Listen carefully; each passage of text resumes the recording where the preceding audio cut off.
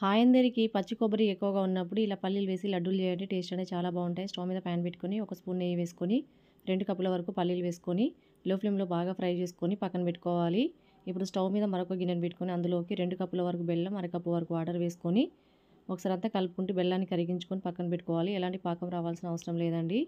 పల్లీలు అనేది పూర్తిగా చల్లారాక మిక్సీ జార్లో వేసుకొని ఫ్లేవర్ కోసం యాలకులు వేసుకొని లైట్గా బరకగా గ్రైండ్ చేసుకొని పక్కన పెట్టుకోవాలి. స్టవ్ మీద మరో ప్యాన్ పెట్టుకొని ఒక స్పూన్ నెయ్యి వేసుకొని కొంచెం జీడిపప్పులు వేసుకొని 1 నిమిషం పాటు ఫ్రై చేసుకొని 4 కప్పుల వరకు తురిమిన కొబ్బరి వేసుకోవాలి. పచ్చి కొబ్బరి వేసుకొని లో ఫ్లేమ్లో ఒక 2-3 నిమిషాల పాటు బాగా ఫ్రై చేసుకోవాలి.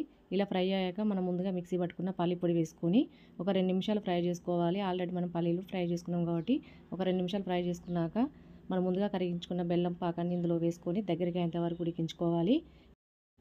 ఇప్పుడు స్టవ్ ఆఫ్ చేసుకొని పూర్తిగా చల్లారాక లడ్డూలాగా చేసుకోవాలి. అంతే, పల్లి కొబ్బరి లడ్డూలు ready. Please like and share, subscribe, support.